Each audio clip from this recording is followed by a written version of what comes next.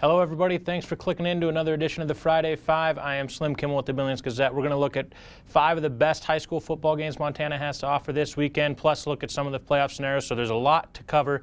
So let's dive right in. Let's start with Class AA. We have Helena Capital coming to Billings Skyview. The Bruins coming off that loss at Kalispell Glacier last weekend. Skyview coming off a big win at Butte last weekend, where Gus Schaff hooked up with Trayvon Strong for the game-winning touchdown late in the game. I think there was just a couple seconds left when they scored there. But this is a game, the Bruins are one game ahead of Skyview in the standings. Both teams like to run the ball, averaging right around 300 rushing yards per game. For Skyview, it's Alex Pasici, Riley Barta.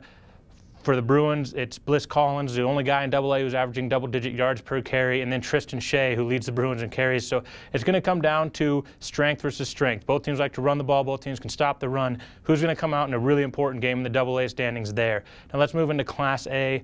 The biggest game over here in the eastern part of the state, we have Sidney going to Miles City. Sidney, Austin Kendall for them last weekend had 4 rushing touchdowns, 140 yards. The Eagles trying to get into the playoffs. If they win this game against Miles City, they're the 3 seed in the East behind Billings Central and Laurel.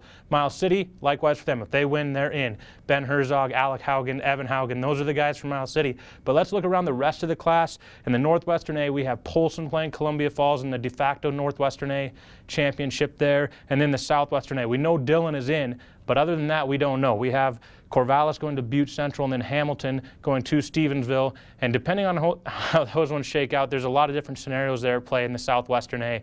So kind of look for those games to see who's going to make the playoffs there behind Dillon in the Southwest. Now moving to Class B, the best game around here is Red Lodge and Columbus. The teams have kind of struggled, had their ups and downs in the non-conference schedule, but they're 3-0 in District 4B. Both teams have clinched playoff berths, but we don't know who the 1 seed is going to be. Red Lodge, Levi Lind, Andy Nordstrom, Tyler Metcalf, those are the guys that can kind of do things for the Rams. For Columbus, it's Cade Osborne, Kiefer McKay, and the winner of this one gets the 1 seed out of the 4B. The loser gets the 2nd seed for the 4B in the State B playoffs. And then kind of looking around the state, in District 6B, we have Missoula Loyola traveling to Deer Lodge. Winner of that one gets the 1 seed. Loser of that one gets the 2 seed out of District 6B. And then the 5B, this is probably the biggest conference still out there. We don't even know who's won. We don't know who's clinched playoff berths. We have Manhattan going to Jefferson, and we have Whitehall going to Townsend. For Jefferson, it's simple. They win, they get the number 1 seed.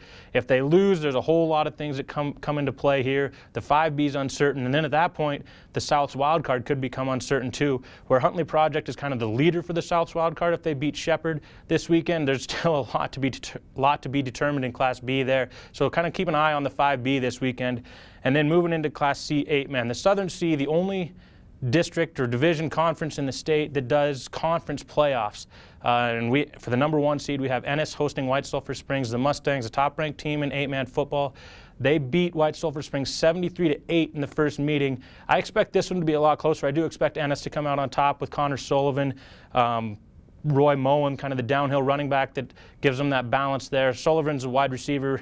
Drawing comparisons to Chase Reynolds, I talked to Coach Barry Hedrick over at White Sulphur Springs, and he said there's some people that say Sullivan is as impactful player in 8-man football as Chase Reynolds was, and we all know how great he was at Drummond and then playing for the Grizzlies. And then around the state, the Western C, we know the 4 playoff teams, Drummond, Victor, Charlo, and Superior going to the playoffs.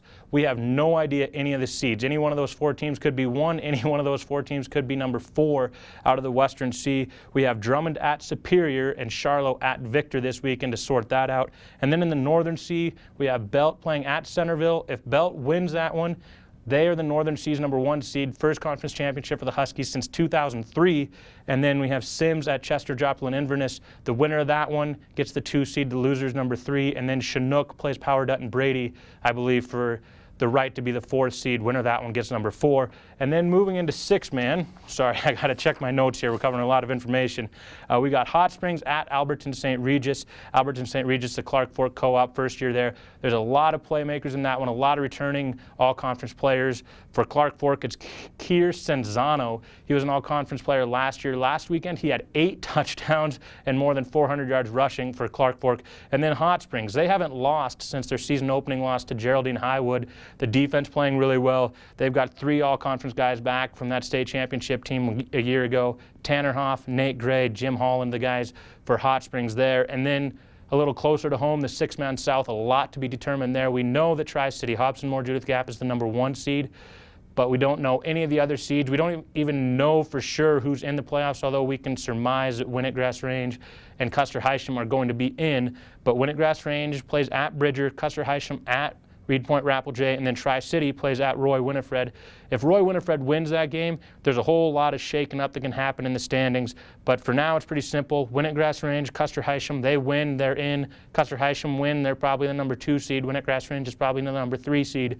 So we'll see how the six-man South shakes out this weekend as well as we wrap up the regular season for all classes except for AA and head into the playoffs next week.